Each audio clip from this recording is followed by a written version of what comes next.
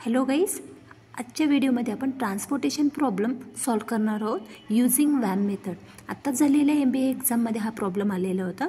तो कशा प्रकारे सॉल्व करायचा आपण बघूया. बघा, इथे ट्रान्सपोर्टेशन प्रॉब्लेम दिले आहे, डिमांड अँड सप्लाय दिलेला आहे. आपण ट्रान्सपोर्टेशन प्रॉब्लेम सॉल्व करताना अगोदर काय चेक करतो की डिमांड अँड सप्लाय इक्वल आहेत की नाही, बॅलन्स आहेत की नाही. बॅलन्स असले तर आपण तो सॉल्व करतो, अनबॅलन्स असले तो आपण अगोदर त्याला बॅलन्समध्ये कन्वर्ट करतो, त्याच्यानंतर आपण सॉल्व करतो.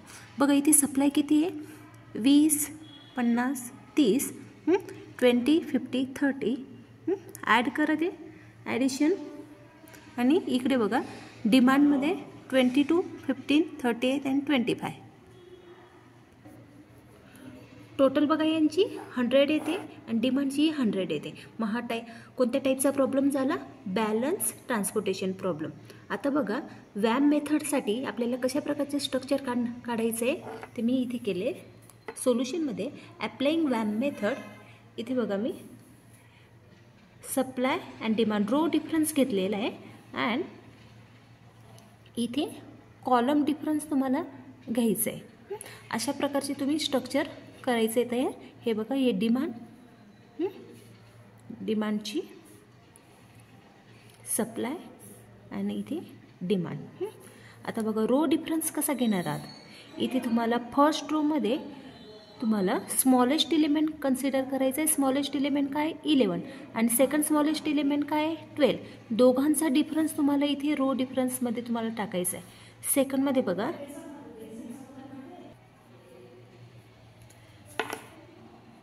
12 - 11, इथे रो डिफरन्स मी ते 1 राईट करेन. सेकंडमध्ये बघा स्मॉलेस्ट एलिमेंट 9 आणि सेकंड स्मॉलेस्ट एलिमेंट 12. दोघांचा डिफरन्स काही इथे 3. थर्ड रोमध्ये बघा smallest element 7, second smallest element 13. हे बघा 13. तुम्हाला या दोघांचा डिफरन्स घ्यायचा आहे. किती आली, 7 - 30, 6. हा झाला तुमचा रो डिफरन्स. कॉलम डिफरन्समध्ये तुम्हाला कॉलम कन्सिडर करायचं आहे. कॉलममध्ये बघा किती एलिमेंट्स आहे, 16, 9 अँड 13. इथे स्मॉलेस्ट एलिमेंट काय आहे, 9 आहे. 9 - 30 इथे 4. सेकंड कॉलम बघा, स्मॉलेस्ट एलिमेंट 40, सेकंड स्मॉलेस्ट 15. दोघांचा डिफरन्स 1. थर्ड कॉलम बघा, इथे 7 smallest element, second smallest element 11. दोघांचा डिफरन्स काय येईल इथे 4. नेक्स्ट बघा, स्मॉलेस्ट एलिमेंट 12, सेकंड स्मॉलेस्ट 13. दोघांचा डिफरन्स काय आला इथे 1. आता आपण row difference and column difference घेत. याच्यामध्ये तुम्हाला मॅक्झिमम पेनल्टी घेणार होते. याला काय म्हणणार तुम्ही, डिफरन्सला पेनल्टी. याच्यात मॅक्झिमम पेनल्टी कोणती आहे, 1, 3, 6, 4, 1, 4, 1, 6 बघा. हायेस्ट पेनल्टी आपण ती कन्सिडर करणार. या 6शी रिलेटेड काय येतो इथे, रो येतो आहे. रोमध्ये 13, 14, 7 अँड 13. याच्यामध्ये तुम्हाला स्मॉलेस्ट कॉस्ट बघायची. स्मॉलेस्ट कॉस्ट कोणती आहे इथे 7. 13, 14, 7, 30. स्मॉलेस्ट कॉस्ट कोणती 7. 7च्या रिलेटेड तुम्हाला डिमांड अँड सप्लाय चेक करायचं आहे. डिमांड किती आहे 38 अँड सप्लाय किती आहे 30. याच्यामध्ये तुम्हाला मिनिमम काय दोघांमध्ये 30 इथे ॲलोकेट करून दिला. हा 30. आता इथे बघा 30 - 30 इथे किती रिमेनिंग आहे 0 आणि इथे 38 - 30 इथे रिमेनिंग 8.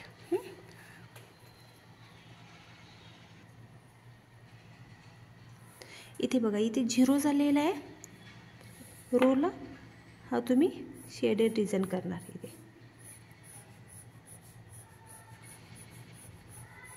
तर परत तुम्हाला column difference and row difference घ्यायचा आहे.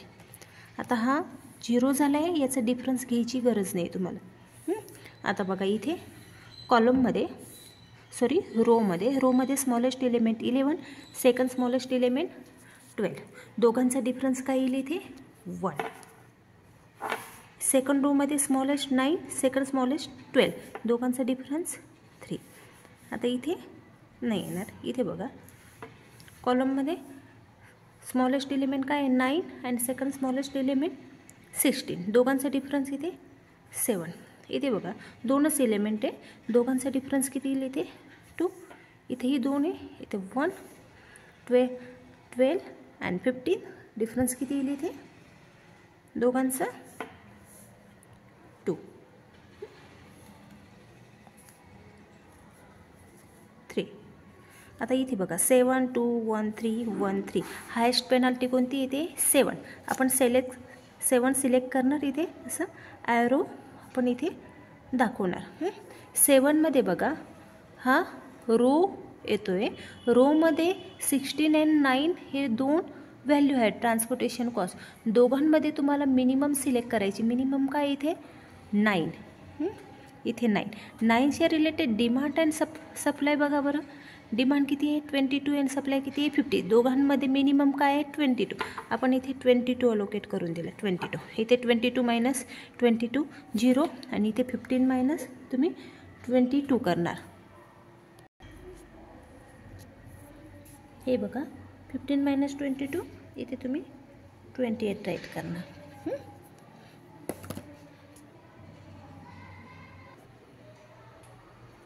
हा बघा इथे 0 आलेला आहे तर हा रो तुम्ही ब्लॉक करणार.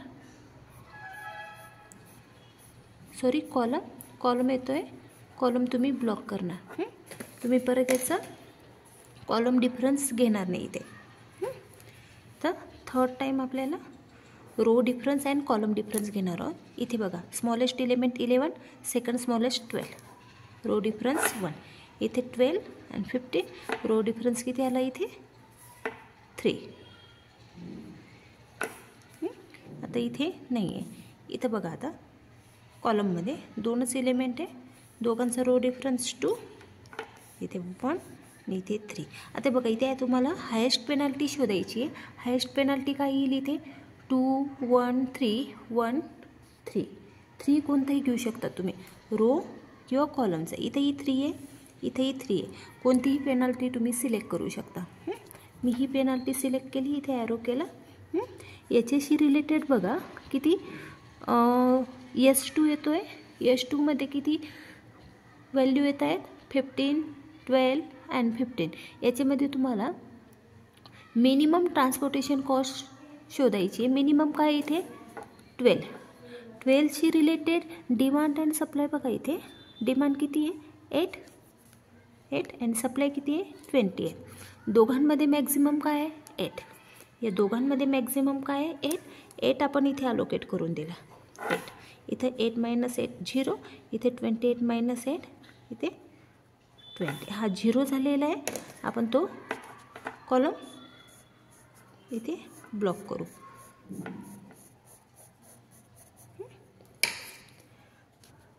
Next row difference and column difference बघा. याच्यामध्ये फर्स्ट रोमध्ये 17 अँड 12. दोघांचा डिफरन्स किती येईल इथे 5.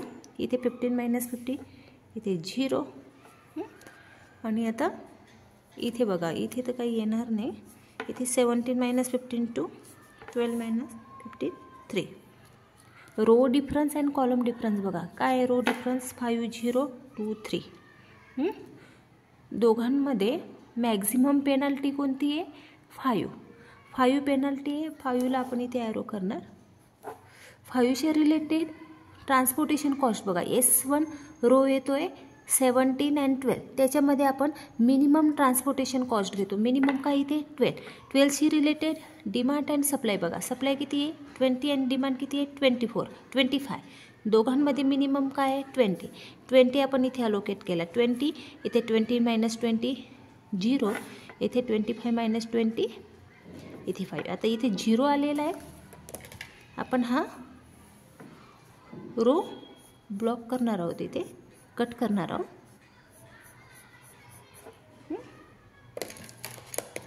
याचा रो डिफरन्स नाही येणार. आता बघा नेक्स्ट एवढे याच्यामध्ये चार्टमध्ये 15 अँड 15 राहिले. 2च एलिमेंट राहिलेले. परत आपल्याला row difference and column difference घ्यायचा आहे. इथं नाही आहे. इथं 15 मायनस 50 0. इथं बघा हा तर ब्लॉक झाला आहे.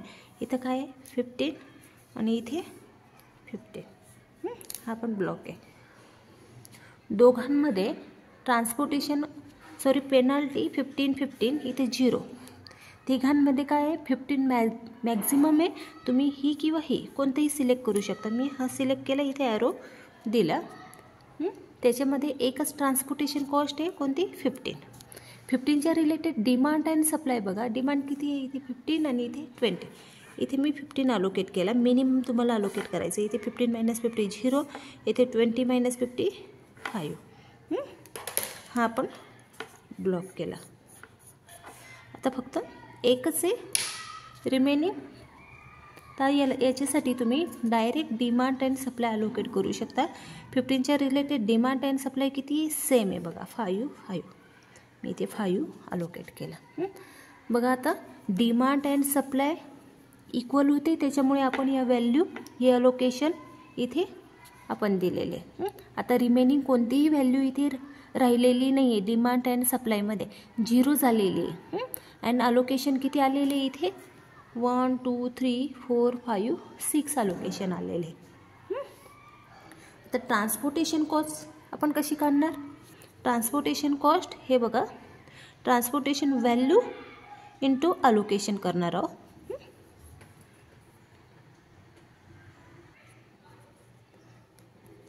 हे बघा मी 9 × 22 इथे राईट केलं. 9 × 22 प्लस दुसऱ्या ब्रॅकेटमध्ये हे बघा 15 × 50 प्लस 12 × 8 प्लस 15 × 5 हे बघा 15 × 5 प्लस 12 × 20 प्लस 7 × 30. अशा प्रकारे मी राईट करून घेतली ट्रान्सपोर्टेशन कॉस्ट. तुम्हाला इथे व्हॅल्यू काढायची आहे. हे बघा मी इथे व्हॅल्यू काढून घेतलं आहे. मल्टिप्लिकेशन करून इथे 9 × 22 198 15 × 50 225 12 × 8 96 15 × 5 75 12 × 20 240 7 × 30 210. यांची ॲडिशन केली. ॲडिशन आली 1044. अशा प्रकारे आपण वॅम मेथडने खूप सोप्या पद्धतीने आपण हा प्रॉब्लेम सॉल्व केलेला आहे. व्हिडिओ आवडला असेल तर लाईक अँड सबस्क्राईब नक्की करा. थँक्यू.